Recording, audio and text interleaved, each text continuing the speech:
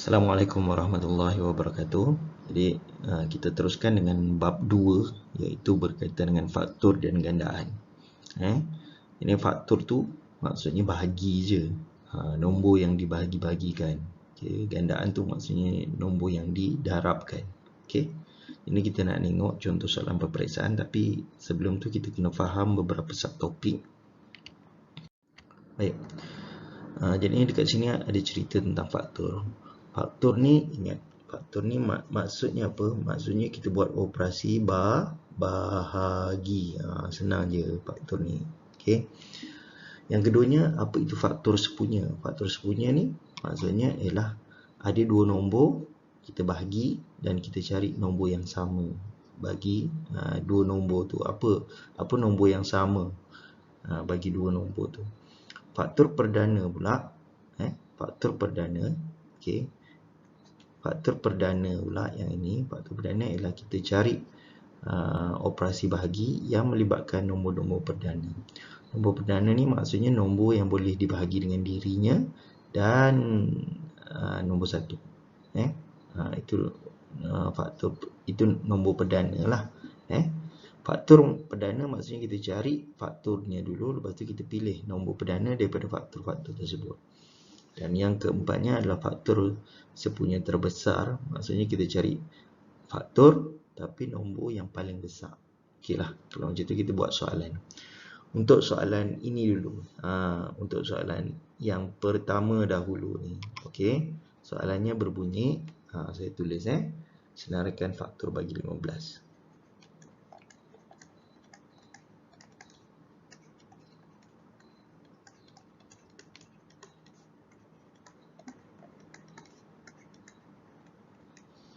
Okey, senaraikan faktor bagi 15. Maknanya 15 boleh dibahagi dengan apa? Apa tu maksudnya boleh dibahagi dengan nombor apa yang dapat jawapannya nombor bulat ataupun jawapannya tepat lah. Dia tak ada perpuluhan ataupun tak ada pecahan lah. Jadi 15 ni boleh dibahagikan dengan 1. Boleh juga dibahagikan dengan 3. Boleh dibahagikan dengan 5. Dan boleh dibahagikan dengan 15. Nampak tak? Senang je kan? Ini kisahnya tentang faktor. Okey, ini soalan, contoh soalan peperiksaan. Jadi bila dia kata faktor, maksudnya 15 boleh dibahagi dengan apa? Faktor tu maksudnya bahagi. Okey, cuba padam dulu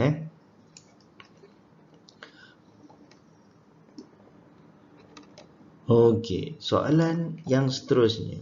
Soalan peperiksaan seterusnya adalah faktor sepunya.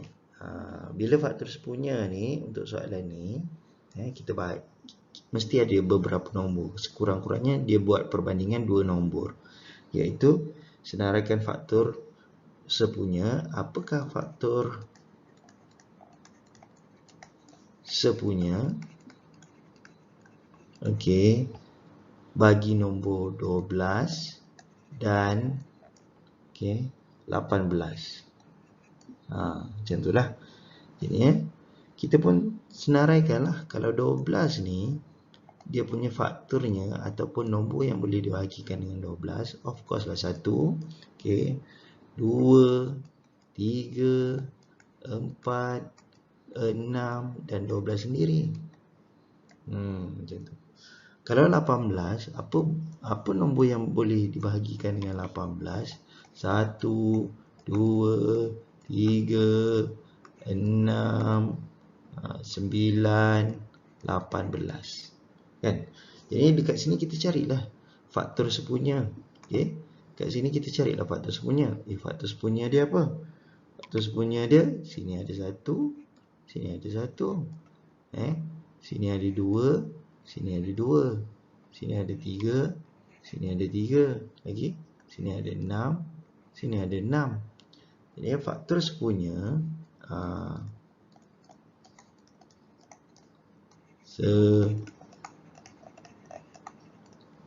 ambil nombor yang kita bulat-bulatkan tadi adalah 1, 2, 3 dan 6.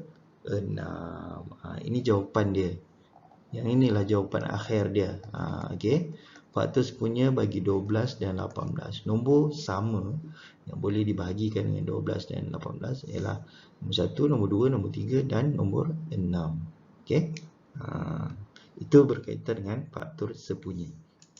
Okey. Jadinya yang seterusnya ialah berkaitan dengan faktor perdana. Faktor perdana ni kita carilah nombor yang boleh dibahagikan dengan nombor tersebut, tapi nombor tu faktor tu kena nombor perdana. Nombor perdana ni contohnya nombor 2, nombor 3, nombor 5, nombor 7, macam tu. Nombor 11 itu nombor perdana. Okey, soalannya ialah apakah faktor perdana? Cari faktor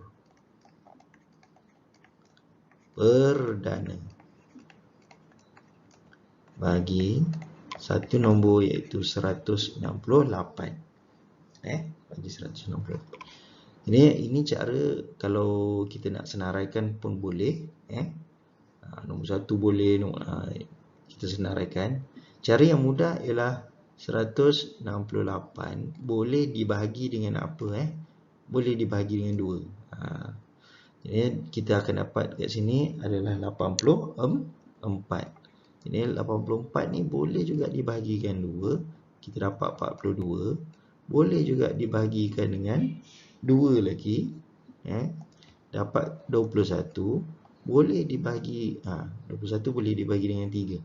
Dapat 7. Okey, 7 kita bahagikan dengan 7 dapat 1. Jadi 2, 2, 2, 3, 7 ni adalah dia punya apa? Faktor. Tapi bila kita nak cari faktor perdana, dia ni mestilah nombor perdana. Nombor perdana tu nombornya seperti 2, 3, 5, 7, 11. Cuma kat sini kita pilihlah faktor perdana. Yang ini jawapan akhir dia. Faktor perdananya ialah faktor perdana 168. Dia adalah nombor 2 sebab kat sini boleh dibahagikan dengan 2. 2 adalah faktor nombor perdana. 3 pun nombor perdana juga. Dan satu lagi nombor 7. 7 pun adalah nombor perdana. Jadi ini jawapan akhir dia. Okey. Nampak tak? Dan yang seterusnya adalah berkaitan dengan faktor sepunya terbesar.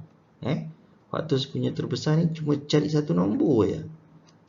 Faktor paling besar lah maksudnya. Apakah dia faktor paling besar? Okey. Faktor sepunya dan nombornya terbesar. Kita cari satu nombor je. Yang ni, yang nombor 4 ni. Nombor 4 ialah disuruh katakan cari FSTB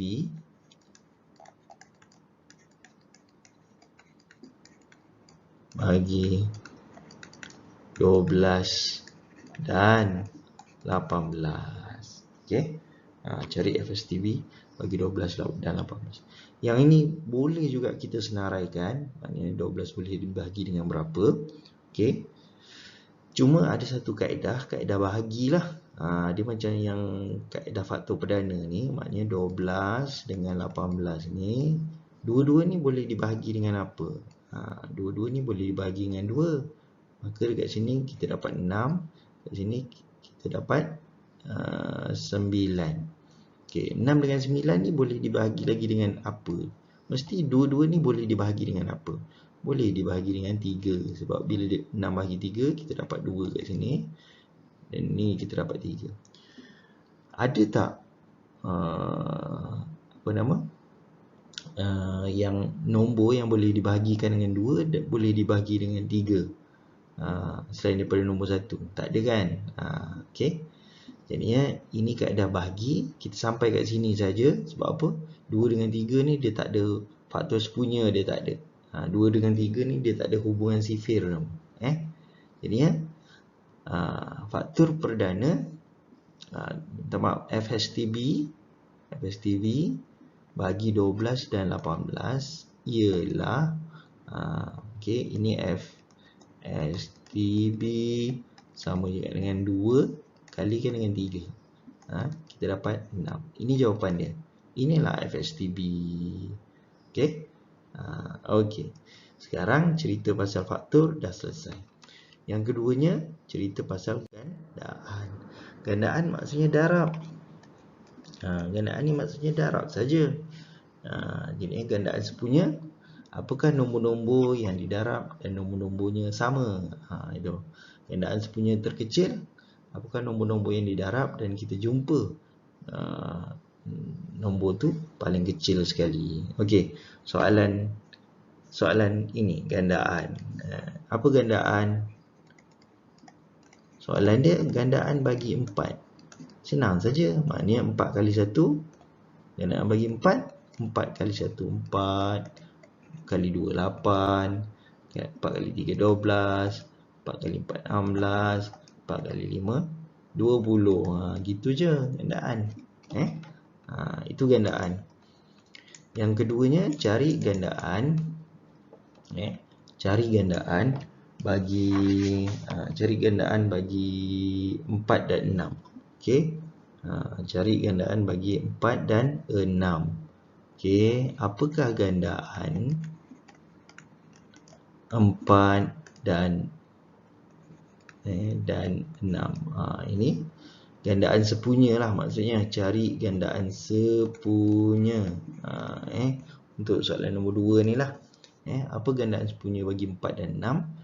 Jadi kita ambil lah 4 ni adalah 4, 8, 12, 16, 20, 24.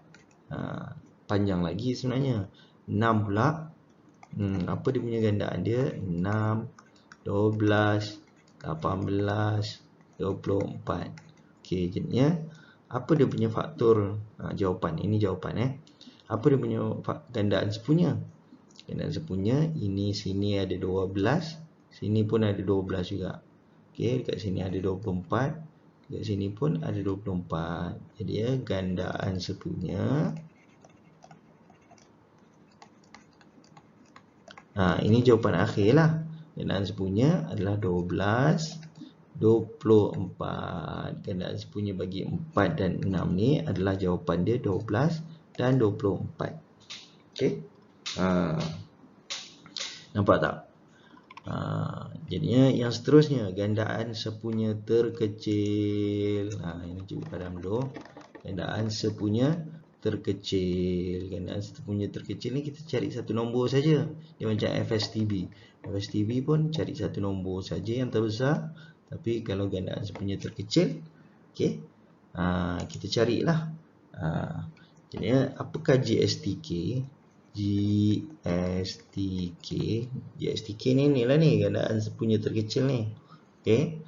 Apakah GSTK bagi 12 dan 18? Jadi kita boleh senaraikan dia. Kita boleh senaraikan dia.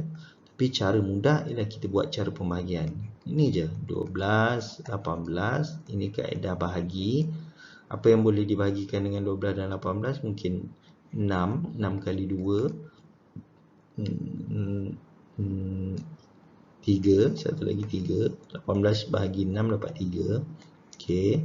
Lepas tu 2 dengan 3 ni 2 dan 3 ni tak ada. Maknanya kita nak jadikan GSTK ni, kita nak jadikan sampai dapat jawapan satu-satu. Ini dibahagikan dengan 2. Sini dapat 1, sini masih lagi dapat 3. Okey, dibahagikan dengan 3, maka dekat sini dapat 1, sini dapat 1. Stop sampai sini. Jadi apakah GSTK bagi 12 dengan 16? Ini jawapan dia. GSTK bagi 12 dan 16 ni adalah ambil nombor ni 6 kalikan dengan 2 kalikan dengan 3. Jadi 6 kalikan dengan 2 kalikan dengan 3. So kita dapat jawapan 36. Inilah jawapan dia. Okey para pelajar, itu saja. Assalamualaikum warahmatullahi wabarakatuh.